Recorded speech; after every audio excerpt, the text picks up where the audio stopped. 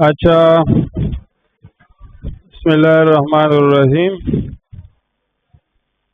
Question number 82। आप देखें बेटा, आपको रिएक्शन भी गिवन है और केसी भी गिवन है, ये 4 है, अंडरस्टैंड। और आप जब रिएक्शन को उल्टा करते हैं, क्या करते हैं? उल्टा करते हैं।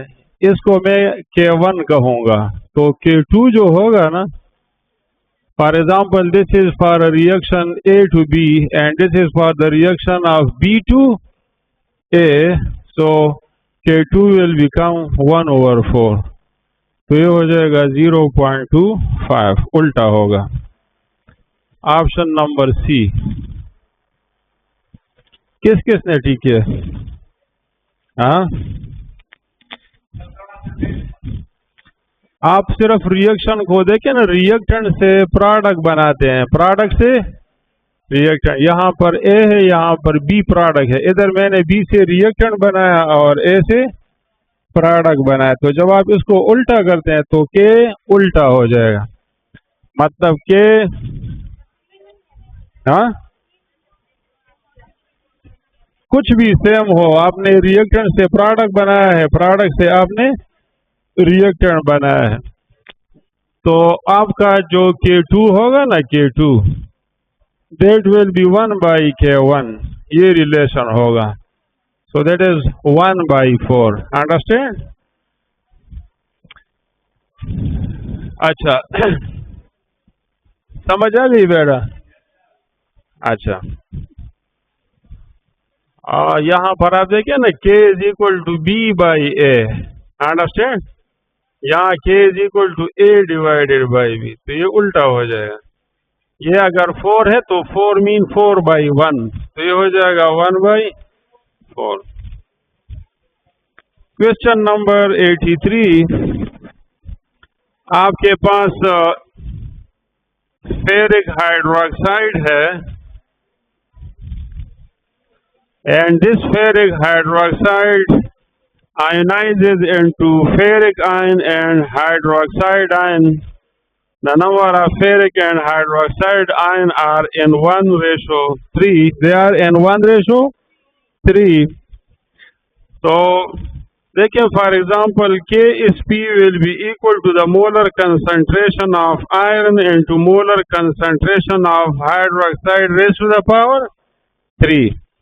और ये भी याद रखें कि Ksp जो है ना, ये हमेशा किसी साल्ट के लिए Ksp कांस्टेंट रहता है। जब तक आपने टेम्परेचर चेंज नहीं किया होगा तो Ksp विल रिमेन कांस्टेंट। अब देखिए, अगर मैं इसको कम करूं, इसकी कंसंट्रेशन को कम करूं, तो Ksp को बराबर रखने के लिए इसकी कंसंट्रेशन क्या होगी? ज्यादा होगी। ये जितना कम होगा ये उतना ज्यादा होगा। अब अगर इसकी कंसंट्रेशन में 1/4 करूं, कितना टाइम मैंने इसको कम किया? 4 टाइम। तो 4 टाइम मैंने कम किया और इसका क्यूब ले लो, तो 1/4 raised to the power 3। इसका मतलब ये है कि मैंने इस टर्म को कितना टाइम कम किया है? इस चीज को 64 टाइम मैंने इसको कम किया। तो फिर इसकी कंसंट्रेशन कितनी टाइम ज्यादा हो जाएगी? 64 टाइम ज्यादा हो जाएगी, और आपका Ksp जो है that will remain the same. So if you decrease one term, the other term must be increased. तो ये अगर 1/4 और इसका चूंकि क्यूब है तो 1/64 आएगा। इसका मतलब है कि OH whole cube is decreased 64 times. So this term should increase 64 times in order to get the same value for Ksp. तो इसमें option number D is correct. जी बच्चे, आपने तो इतराज भी नहीं किया था। अगर आप सुबह फोन करते तो मैं आपको बताता। हाँ ना खैर है। आप अक्सर इस तरह होता है कि जब क्वेश्चन में मसला होता है या इक्वेशन गिवन नहीं होता तो ये मुझे फिर फोन कर लेते हैं। किसी ने बताया था? अच्छा ठीक है। चलो, बहरहाल ये गलती से इक्वेशन रह गया था। कॉमन सेंस भी अगर आप इस्तेमाल करते तो आप इस चीज़ को कर सकते, but common sense is uncommon. हाँ, अच्छा, किसी एक स्टूडेंट ने तो शायद ये रिएक्शन लिखा होगा, किसी एक ने, वो बताएं, आपने लिखा था। तो इसने देखो कॉमन सेंस यूज किया है, सो इसने लिखा है इक्वेशन। बहरहाल मैं असल में पेपर में काफी ज्यादा दफा मैंने चेक किया, गलतियां बहुत थी, तो ये इक्वेशन जो है वो स्किप हो गया, यानी मेरी नजर से नहीं गुजरा। Question number 84, on increasing the concentration of a reactant in a reversible reaction, the equilibrium constant will depend on the concentration. Increase will remain unchanged, will decrease. Concentration change होने से Kc पर क्या असर पड़ेगा? That will remain unchanged. चलो, जो equilibrium constant होता है ये डिपेंड करता है ऑन द इनिशियल कंसंट्रेशन और ऑन द फाइनल कंसंट्रेशन, या they don't depend on neither on the, नहीं है। अच्छा, अगर इस तरह क्वेश्चन हो ना कि it depends on the initial concentration, B it depends on the final concentration, number see it does not depend on initial और फाइनल, तो कौन सा जवाब है? हाँ, सी ऑप्शन नहीं।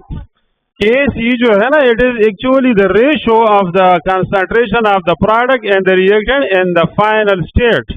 तो फाइनल कंसंट्रेशन पर डिपेंड करता है, इनिशियल पर डिपेंड नहीं करता, इनिशियल पर डिपेंड नहीं करता। फाइनल कंसंट्रेशन पर तो Kc की वैल्यू डिपेंड करती है, क्योंकि Kc जो हम मालूम करते हैं तो वो फाइनल कंसंट्रेशन के रेशियो से मालूम करते हैं, तो फिर क्यों नहीं डिपेंड करता। Question number 85, find the conjugate base of NH2। NH2 को एमाइड आयन कहते हैं, क्या कहते हैं? Amide ion. तो इसका कॉन्जुगेट एसिड क्या होगा? इसके साथ आप एक प्रोटॉन मिला दो तो ये इसका एसिड बन जाएगा। प्रोटॉन ऐड करने से कॉन्जुगेट एसिड बनता है, प्रोटॉन निकालने से कॉन्जुगेट बेस बनता है। इन दोनों में प्रोटॉन का फर्क होता है। तो 85 में option number A is correct. Question number 86, the strongest conjugate base is acetate. जितना एसिड वीक होगा ना तो उसका कॉन्जुगेट बेस स्ट्रॉन्गर होगा। तो HCl में, H2SO4 में और नाइट्रिक एसिड में और एसिटिक एसिड में सबसे वीकर एसिड क्या है? एसिडिक। तो acetate is the strongest base. आप मुझे बता सकते हैं कि H2SO4 और HCl में स्ट्रॉन्गर एसिड कौन सा है? H2SO4, हाँ, H2, अच्छा, HCl is stronger acid than H2SO4।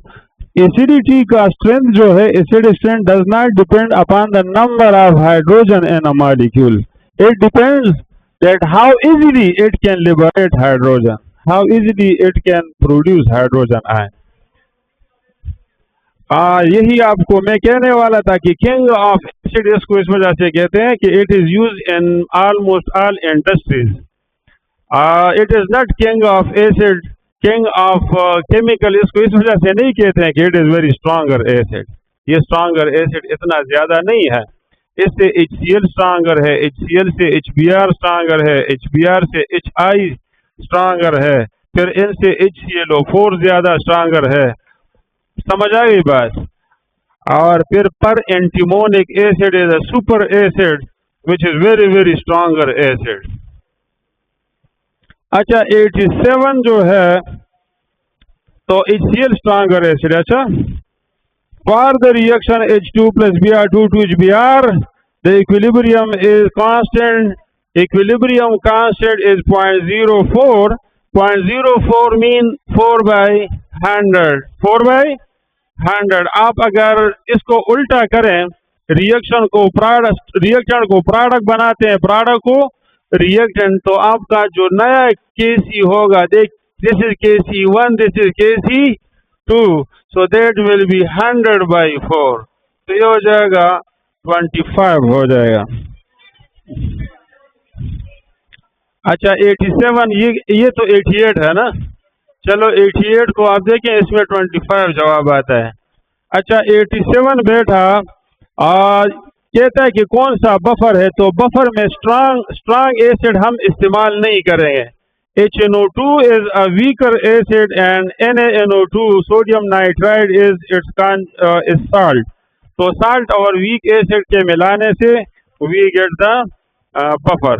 अच्छा, एक इम्पॉर्टेंट चीज जो है ना बेटा, वो आप ये याद रखें। आप देखिए जरा, मेरे पास A है और इससे B बन रहा है, अंडरस्टैंड, A से B बन रहा है, और फर्ज करो इसका Kc जो है वो 4 है, Kc इज 4। अब देखो, अगर मैं इसको 2A करूं और इसको 2B करूं, इसके 2 मोल और इसके 2 मोल, तो उसका Kc फिर कितना होगा? That will be 4 raised to the power 2 16 के बराबर होगा। तो कोएफिशिएंट डबल करने से Kc की वैल्यू जो है वो भी डबल होगी, अंडरस्टैंड। और अगर नंबर ऑफ मोल हाफ करें तो फिर जो Kc होगा वो फिर अंडर रूट के बराबर होगा। फॉर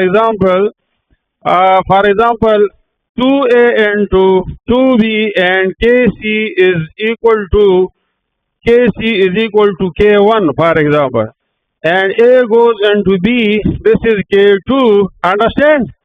तो K2 will be equal to K2 और K1 के दरमियान क्या रिलेशन होगा? 2K1 के बराबर होगा, K1 by 2 के बराबर होगा, या K2 will be equal to K1 under root। Which one will be correct? K2 will be under root Q1। समझ आ गई बात? हाँ, अगर ये देखो ये K1 है, K1 असल में इसके स्क्वायर के बराबर है, तो K2 फिर इसके अंडर रूट के बराबर होगा। These are the things which you have never seen in your book, but these are important। These are important। Sometime आपसे ये बातें पूछी जा सकती हैं, ये आपके लिए अनसीन है, तो इन बातों को आप थोड़ा सा याद रखें।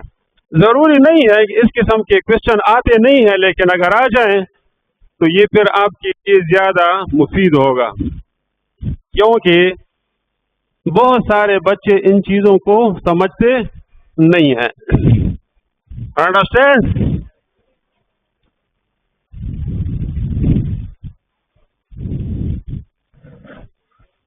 और क्वेश्चन नंबर 88 भी हुआ, इसमें ऑप्शन नंबर सी आ रहा है। 89, the smaller is the value of PKB। देखो, जब KB स्मॉल होगा तो इसका मतलब ये कि आपका बेस जो है ना वो वीक है। B is for base, KB small mean weaker base. लेकिन PKB अगर स्मॉल होगा तो फिर इसका मतलब ये होगा कि आपका बेस जो है वो स्ट्रॉन्गर बेस है। तो option number B is correct. Question number 90, the pH of a solution is 9।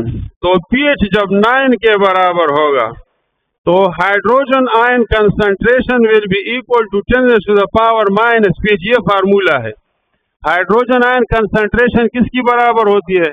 10 to the power minus and its pH, तो हो जाएगा 10 to the power minus 9। And you also know that at room temperature the product of H and OH is 10 to the power minus 14। So OH ion concentration comes out to be 10 to the power minus 5। A option correct है। किसने ये सवाल ठीक किया है? शाबाश, good. Question number 91, how many moles of water are there in 1 kilogram of water. तो देखो बेटा, 1 kilogram water mean 1000 gram of water, understand. अच्छा, इससे मोल्स बनाने के लिए मास को डिवाइड करें मोलर मास ऑफ वाटर पर, तो ये हो जाएगा 55.5। अच्छा, द ऑप्शन नंबर सी। यही क्वेश्चन अगर मैं आपसे इस तरह पूछूं कि 1 लीटर पानी में 1 लीटर पानी के अंदर कितने मोल्स होंगे, तो आपको ये पता होना चाहिए कि 1 litre is equal to 1 kilogram is equal to 1000 gram, यानी 1 लीटर में 1 किलोग्राम होता है। और उसकी वजह यह है कि डेंसिटी ऑफ वाटर इज 1, इसको हम 1 के बराबर लेते हैं। तो 1 litre is approximately equal to 1 kilogram. तो 1 लीटर पानी में पानी के कितने मोल्स होंगे? इतने ही मोल होंगे। Understand? And this is also called molarity of water. अगर आपसे कोई पूछे ना कि मोलरिटी ऑफ वाटर कितनी है, तो इसका भी यही जवाब है 55.55। मोलरिटी और मोलिलिटी ये दो टर्म आपने सोल्यूशन में पढ़े हैं। For water the molarity is also 55.5 and molality is also 55.5। Question number 92. In Haber process for the formation of this, you see delta H is negative and the reaction is exothermic. What happens when the pressure is increased? So when the pressure is increased, so the system will shift to that direction in which the number of moles are decreased. So towards the right, the system will shift towards the right. Number 3. The solubility of silver chromate Ag2CrO4 decomposes into silver ion AgCr, क्या formula है? AgCr2O7. This is Ag and Cr2O7, but this is not actually the correct formula. This is Ag2CrO4. इसमें थोड़ी सी गलती हुई, ये असल में CrO4 होता है, Cr2O7 नहीं होता। Understand? So Ag2CrO4 decomposes and it forms 2 moles of silver ion and 1 mole of chromate ion. Understand? और अगर आप Ag2Cr2O7 लिखते हैं फिर भी ठीक है, आप सिर्फ तरीका समझ लें कि इसका मेथड क्या होगा, फिर आपने इसको इस तरह लिखना होगा। अंडरस्टैंड? तो लेट सपोज इसका अगर मैं 1 मोल पानी में डिजॉल्व करूं तो इसके कितने मोल बनेंगे? 2 मोल। और इसके कितने मोल बने? 1 मोल बनेगा। अंडरस्टैंड? और अगर इसकी कंसंट्रेशन 2 × 10⁻⁻² हो, 2 × 10⁻⁻² हो, तो फिर इसकी कंसंट्रेशन इसकी डबल होगी, 4 × 10⁻⁻², और इसकी कंसंट्रेशन इतनी ही होगी, तो ये हो जाएगा 2 × 10⁻⁻², and Ksp will be equal to molar concentration of silver ion raised to the power 2 and dichromate ion raised to the power 1. अब सिल्वर आयन की कंसंट्रेशन है 4 × 10⁻⁻² raised to the power 2, और डाइक्रोमेट की कंसंट्रेशन है 2 × 10⁻⁻²। तो 4 का square ले रहे, ये हो जाएगा 16 × 10⁻⁻4 × 2 × 10⁻⁻², तो ये हो जाएगा 32 × 10⁻⁻6। आप बात समझ रहे? तो ये हो जाएगा, ये पावर जो है, पावर क्या हो जाएंगे? They are summed up. तो 32 × 10⁻⁻6 होगा। और यहाँ पर, हाँ, यहाँ पर कोई भी जवाब ठीक नहीं है। Understand? The correct answer is not present.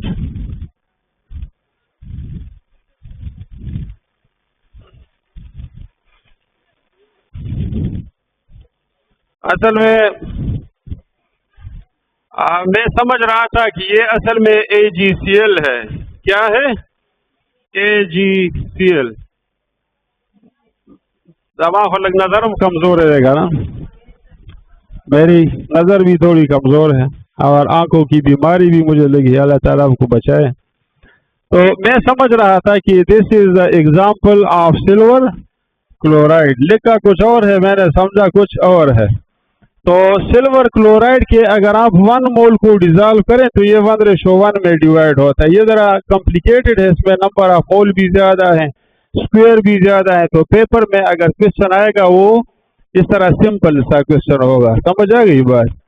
तो देखें अगर इसकी कंसंट्रेशन 2 × 10⁻⁻² है तो ये भी 2 × 10⁻⁻2 होगा। And K is P will be equal to molar concentration of silver iron and to chloride iron 2 × 10⁻², 2 × 10⁻² is equal to 4 × 10⁻, ये -5 था शायद, -5 तो ये -5 और ये -5 तो ये हो जाएगा -10। बहरहाल मैंने आपको मेथड समझाया कि this is the method and you can solve any problem. आप सिर्फ मेथडोलॉजी जो है उसको समझ लें, so you can do then every question. सही है बच्चे, तरीका ये होगा।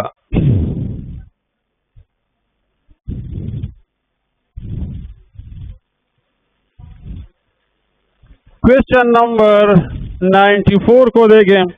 Student were heating calcium carbonate in a beaker to produce carbon dioxide CaCO3 CaO + CO2 in a beaker. Beaker open container होता है ना, beaker is an open container. अच्छा ये क्या कहता है कि if we increase the pressure on the system, can you increase pressure? Can you increase pressure on this system? We can, but what will happen to the equilibrium? It will shift to reactant. An open container equilibrium is not established, so the system does not obey equilibrium rules because it is open container. Bigger is open container. Open container में equilibrium establish ही नहीं होता, there is no equilibrium. In open container the reversible reaction become irreversible, the reversible reaction become irreversible and all the reactant will convert into the product. तो इस किस्म के tricky question बाद औक़ात आपसे पूछे जाते हैं। समझ आ गई बात? यहां पर इक्विलिब्रियम रूल क्यों अप्लाई नहीं हो रहा? Because the system is open. For equilibrium to establish the necessary condition is closed container, not open container. Open container में इक्विलिब्रियम एस्टेब्लिश नहीं होगा। When the rate of the reaction is equal to the rate constant, आप देखिए rate is equal to constant into molar concentration of A. You got the point? Let's suppose मैं इधर 0 लिखता हूं, तो rate is equal to K. What is order of reaction? This is 0 order, and anything raised to the power 0 is 1. तो rate और rate constant आपस में बराबर होंगे। कब? जब आपका ऑर्डर जो है वो 0 होगा। कभी कभार अगर ऑर्डर जो है वो 0 नहीं भी है, 0 नहीं है, 1 है फॉर एग्जांपल, लेकिन अगर फिर एक ही कंसंट्रेशन आप 1 ले लें, एक ही कंसंट्रेशन को आप 1 ले लें, फिर भी रेट कांस्टेंट और रेट आपस में बराबर हो सकते हैं। लेकिन चूंकि यहां पर कंसंट्रेशन का जिक्र नहीं है कि कंसंट्रेशन यूनिटी के बराबर है, जर्नल आपसे क्वेश्चन पूछा है, तो फॉर 0 ऑर्डर रिएक्शन चाहे कंसंट्रेशन कुछ भी होगा, चाहे कंसंट्रेशन कुछ भी होगा, लेकिन रेट और रेट कांस्टेंट आपस में बराबर होंगे।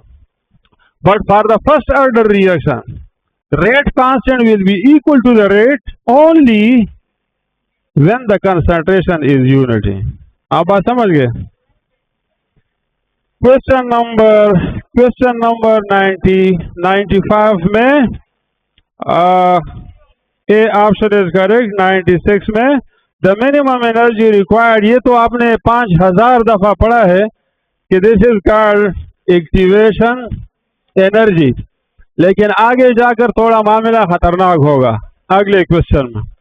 For a reversible reaction the catalyst increases the speed शाबाश, दिस इज वेरी इंपॉर्टेंट. अच्छा, both forward reaction and reverse reaction equally 98.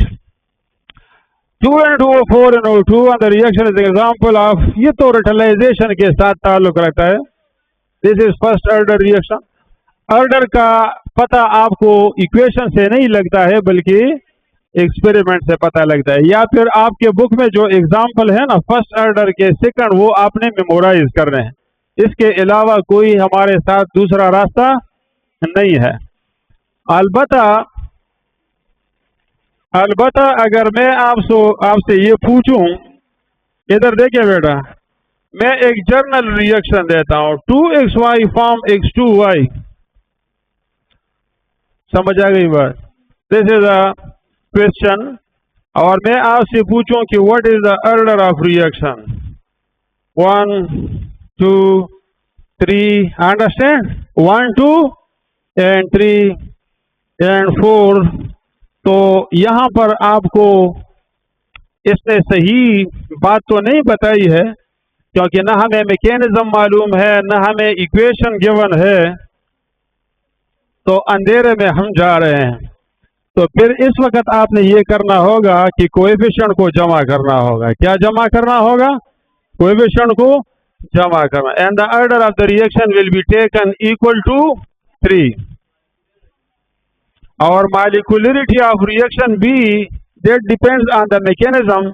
आप आसानी से मॉलिक्यूलरिटी प्रिडिक्ट नहीं कर सकते हैं. It may be term molecular भी हो सकता है, बाई मॉलिक्यूलर भी हो सकता है, understand, that depend on mechanism. लेकिन आमतौर पर इस किस्म के क्वेश्चन में ऑर्डर और मॉलिक्यूलरिटी दोनों को आप 3 के बराबर लेंगे. किसके बराबर लेंगे? 3 के बराबर लेंगे. अच्छा, अगर मैं इस तरह लिखूं 2x plus y x2y and the order of the reaction is 1 2 3 and not predictable, तो फिर most suitable आंसर क्या होगा? Not predictable, because we don't know the nature of the reaction and neither we know the reaction nor we know the mechanism. तो फिर इस case में आपने not predictable लिखना होगा. अच्छा, तीसरा सिचुएशन इस तरह होगा कि for example I right 2x plus y make a product, understand, and x plus y make an intermediate. Let's suppose this intermediate is z and z plus x form the product. यहां पर बाकायदा किस चीज का mention है? Mechanism का mention किया गया है और आपको ये बताया गया है कि this reaction is slow and this reaction is fast. तो फिर ऑर्डर ऑफ रिएक्शन या rate of this reaction will be equal to rate constant and to x raise to the power 1 and y raise to the power 1. तो यहाँ पर जो slow step में एक x use हो रहा है वो आपने रेट लॉ में शामिल करना है, और दूसरा x जो फास्ट में है तो इसको आपने उसमें शामिल नहीं करना होगा. तो ये फिर सेकंड ऑर्डर रिएक्शन होगा. तो आप क्वेश्चन की नोइयत को देखेंगे कि वो क्या पूछ रहा है और उसमें क्या इंफॉर्मेशन आपको दिया हुआ है. So if this type of mechanism is given then the answer is 2. If mechanism is not given और आपने इन चारों वैल्यू में से किसी वैल्यू को चूज करना है तो फिर आपने जस्ट कोएफिशिएंट को जमा करना होगा. और अगर नॉन प्रिडिक्टेबल लिखा है तो वो फिर ज्यादा सुटेबल होगा. आप मेरी बात समझ रहे हैं? मैं आपको चीजें जरा एक्सप्लेन करता हूं ताकि कोई भी क्वेश्चन इस किस्म का आ जाए ताकि फिर आप उसको हल कर सकें. तो ये मुख्तलिफ किस्म के क्वेश्चन इस पर आपसे पूछे जा सकते हैं. अच्छा, अगला क्वेश्चन जो है वो कौन सा क्वेश्चन है? हाँ, question number 99. For exothermic reversible reaction the activation energy of the forward reaction depends on temperature, nature of reactant, nature of product, both A and B. Activation energy temperature पर depend करती है कि नहीं करती है? हाँ, करती है ना? नहीं करती है? करती है? नहीं करती है? अच्छा, activation energy does not depend on the temperature, it depends on the nature of the reactant and nature of the product, because for different reaction you have different activation energies.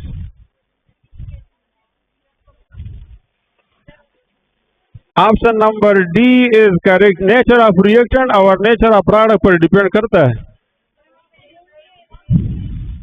Both A and B नहीं है, both B and C है. अच्छा, ये D option ठीक है, लेकिन B and C लिखो.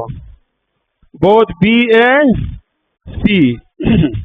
इसको करेक्ट करें. It is not A and B. आपने कौन सा जवाब लिखा है? डी वाला. अच्छा, तो बस इसका मतलब है कि आप समझ रहे थे ये टेम्परेचर पर डिपेंड करता है. हाँ, अच्छा, फिर आपने तुक्का लगाया, तो ये बी एंड सी है बेटा. Question number next. The reaction rate increases with the increase in temperature because the number of molecules under effective collision increases. Do you know effective collision? Effective collision are those collisions which are responsible for the formation of the product. You got the point? जो product बनाता है वो product कब बनता है? When the kinetic energy of the colliding molecule is either equal or greater than the energy of activation. बाबा आवाज नजर लो मा ख्याल है करा दे. स्पीड हुआ. हाँ हाँ, जरूर जरूर खत्म कम. अच्छा ठीक है, सही है. For the question number 101 for the reaction this के rate is equal to K into A raised to the power 3 B raised to the power 0. So it means it is zero order with respect to B. लिहाजा B की concentration change होने से rate पर कोई फर्क, लेकिन इसको अगर आप डबल करें 2 करें तो 2 raised to the power 3 is 8 time increase. B जवाब ठीक है 102. The order of reaction if the order of reaction is n, then what will be the unit of the rate constant? B जवाब ठीक है. आप ट्राई मारे ना. Let suppose आपको पता है ना कि फर्स्ट ऑर्डर का यूनिट क्या होता है? पर सेकंड. तो आप देखिए मोल पर लीटर है ना, और n-1 यानी 1 - 1, तो 1 - 1 mean 0. So anything raise to the power 0 is 1 and per second. तो पर सेकंड आपके साथ आ जाएगा. अंडरस्टैंड? सो ये फार्मूला ठीक है. Question number 103. Of which of the following factors the rate of reaction depends on active mass molar concentration. For the second order reaction the unit is liter per mole per second. ये चीजें आप पढ़ चुके हैं जी. For second order reaction the unit of the rate constant will be liter per mole. मोल पर litre नहीं, litre पर mole पर second. Option number B is correct जी. ना ये लीटर स्क्वायर पर मोल स्क्वायर जो है ना, this is for third order reaction. 105. Question number 105 कहता है कि the energy change in a close cycle from final state to initial and initial to final state. संगा बच्चे हाँ सुशे हाँ 2 - 1 बशीगा ना. No 2 - 1 1 plus बशीगा.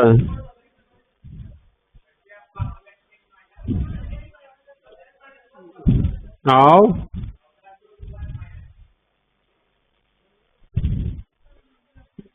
देखिए mole for second order reaction, this is the equation right. तो आपके साथ rate is equal to K into A raised to the power 2 या K is equal to rate divided by A raised to the power 2, right? तो ये हो जाएगा मोल पर decimetre cube पर सेकंड, मोल पर डेसीमीटर क्यूब, मोल पर डेसीमीटर क्यूब, तो ये कट जाएगा। तो डेसीमीटर क्यूब पर मोल और पर सेकंड, डेसीमीटर क्यूब पर मोल पर सेकंड या लीटर पर मोल पर सेकंड, लीटर पर मोल per second. This will be the unit for the second order reaction. Understand? अच्छा, नेक्स्ट क्वेश्चन जो है 105, ये जो साइक्लिक प्रोसेस होता है, साइक्लिक प्रोसेस किसको कहते हैं? When you move from state 1 to state 2 and from state 2 to state 1, तो कहता है कि the final state is 0. For cyclic process the energy change is 0. This statement is obeyed by which one? All क्यों? क्योंकि first law of thermodynamic और law of conservation of energy तो same चीज है ना। और born-Haber cycle is also the application of the law of conservation of energy. तो ये तीनों ये बात करते हैं कि साइक्लिक प्रोसेस के लिए एनर्जी चेंज 0 होगा। 106, the amount of heat required to raise the temperature of 10 mole water from 70 to 80 while the heat capacity for 1 mole molar heat capacity यानी 1 मोल के लिए हीट कैपेसिटी कितनी है? 75.24। तो देखो बेटा, Q is equal to NC multiplied by delta T। तो N is how much mole? 10 mole. C is 75.24 and increase in temperature is 10.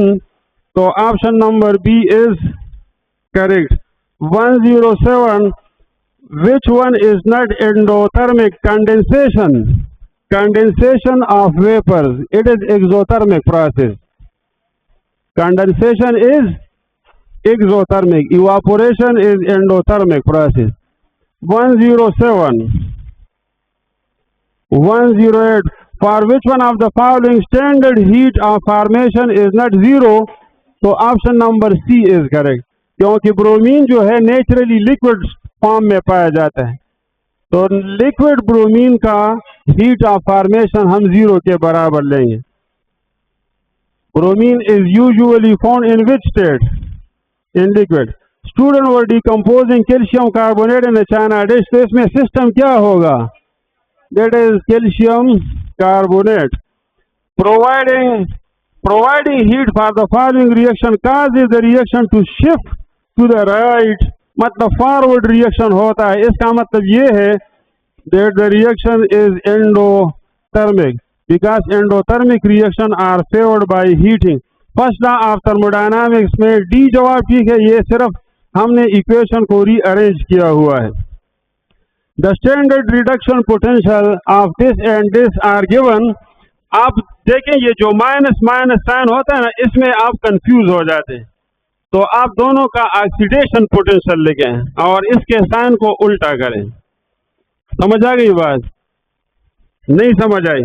ये जो क्रोमियम है ना +3 electron, this is for example, this is reduction potential. Reduction potential of chromium कितना है? -0.74। तो इसका oxidation potential कितना होगा? +0.74। अच्छा, आयरन का रिडक्शन पोटेंशियल प्लस है, तो इसका ऑक्सीडेशन पोटेंशियल क्या होगा? माइनस। तो ऑक्सीडेशन पोटेंशियल जिसका ज्यादा होगा, जिसका ऑक्सीडेशन पोटेंशियल ज्यादा होगा, तो वो ऑक्सीडाइज भी होगा and that will work as anode. तो कौन सा जवाब ठीक है इसमें? Option number A is correct. 112 में तो option number D is correct. 112 में option number D is correct. अच्छा, 111 में which one is not use to calculate the lattice energy? तो Haber process, Haber process. Haber process में तो हम ammonia बनाते हैं, उसका तो कैलकुलेशन के साथ कोई ताल्लुक नहीं होता। और लेटेस्ट एनर्जी मालूम करने के लिए आमतौर पर हम क्या यूज करते हैं? Born Haber cycle. Born Haber cycle involve enthalpy changes, right, and it is also an application of the Hess law. तो ये सारी चीजें मिलती जुलती चीजें हैं। 113 में option number A is correct. 114 the oxidation number of nitrogen in ammonium nitrate. तो नाइट्रेट में इसका ऑक्सीडेशन स्टेट +5 होता है और अमोनियम आयन में इसका ऑक्सीडेशन स्टेट -3 होता है। तो ऑप्शन नंबर ए इसमें करेक्ट है। 115 when zinc electrode is coupled with the copper in the galvanic cell, so reduction will occur at copper. Reduction will occur at copper because copper is cathode. Copper is cathode and zinc will act as anode. 116 अच्छा, जब zinc और copper से voltaic cell बनाया जाता है तो इसको Daniel cell कहते हैं। क्या कहते हैं? Daniell cell. Question number 116 zinc and copper electrode are connected galvanic cell। तो आप देखें ये मेरे पास जिंक को हमने डाला है जिंक सल्फेट में और कॉपर सल्फेट के अंदर हमने कॉपर प्लेट रखा है। यहाँ पर हमने साल्ट ब्रिज रखा है, पोटाशियम क्लोराइड, पोटाशियम प्लस और क्लोराइड नेगेटिव। तो जिंक से इलेक्ट्रॉन जाते हैं कॉपर की तरफ, यहाँ पर कॉपर आयन जाते हैं और रिड्यूस होते हैं कॉपर में। तो यहाँ पर पीछे कौन से आयन रह जाते हैं? Sulphate. So this solution of the cathode compartment will become negatively charge. तो इस नेगेटिव चार्ज को न्यूट्रलाइज करने के लिए साल्ट ब्रिज से कौन से आयन इस तरफ मूव करेंगे? Potassium, in order to neutralise the sulphate. तो पोटाशियम आयन जो है या positive ion will go to which half cell? To the copper half cell. ए जवाब ठीक है। 117 in which of the following hydrogen it is oxidising agent? C, sodium को hydrogen ने ऑक्सीडाइज किया हुआ है। Consider the following reaction.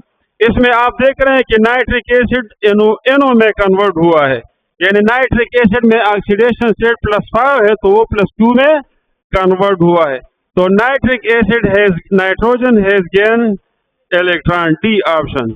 119 if the salt bridge is not employed. अगर साल्ट ब्रिज नहीं होगा तो फिर करंट फ्लो नहीं करेगा और the voltage will drop to 0। 118 119 120 the oxidation state of carbon and sodium acetylide। Sodium acetylide का स्ट्रक्चर इस तरह होता है। तो हर कार्बन का ऑक्सीडेशन स्टेट -1 है। 121 which strong electrolyte? Potassium chloride is strong electrolyte. Silicon tetrachloride तो इलेक्ट्रोलाइट है ही नहीं, ये तो कोवेलेंट कंपाउंड है। अंडरस्टैंड? एसिडिक एसिड वीक है और सेकंड ग्रुप के जो कंपाउंड होते हैं they are less ionic, first group के कंपाउंड मोर आयनिक होते हैं। Question number 122 what does a catalyst change in chemical reaction? Chemical reaction में कैटलिस्ट किस चीज को चेंज करता है? हाँ, किस चीज को चेंज करते हैं? आल को चेंज करते। हाँ, 122 में। अच्छा, remember that catalyst only changes the activation energy, it has nothing to do with the energy of the product या एंथैल्पी ऑफ द रिएक्शन या एनर्जी ऑफ द रिएक्टेंट। इन्होंने सारा कार निशा द कार सिर्फ सारा activation energy. तो ये important question है। 123 what is the effect of increasing temperature on a chemical reaction? It increases the kinetic energy but it has nothing to do with the activation energy. Oxidizing power of an element depends, oxidizing या reducing power of an element depends on its electrode potential। तो 124 में electrode potential है। समझ आ गई बात? यानी electrode potential is more common word बजाय इसके कि आप ऑक्सीडेशन पोटेंशियल या रिडक्शन पोटेंशियल कहें, तो इलेक्ट्रोड पोटेंशियल में ये दोनों चीजें आ जाती हैं, तो electrode potential is more suitable word. 124 में option number D 125, what is the active mass of ammonia, इसका क्या जवाब है? हाँ, इसका ए जवाब है। आप देखें, मोलर कंसंट्रेशन का आपसे पूछा जा रहा है। मोलर कंसंट्रेशन में संग मालूम है, number of moles divided by volume. तो देखो 1 मोल अगर आप अमोनिया ले रहे हैं उसका वॉल्यूम कितना होता है? 1 मोल का वॉल्यूम कितना होता है अमोनिया का? इस टीपी पर 1 मोल का वॉल्यूम कितना होता है? 22.4। तो मोल divided by volume 1 divided by 22.4 gives you the molar concentration and it comes out to be A। 126 acid का जो स्ट्रेंथ होता है आपको पता है कि Ka into Kb is equal to Kw, तो Ka is equal to Kw divided by Kb, तो ऑप्शन नंबर सी इसमें करेक्ट है।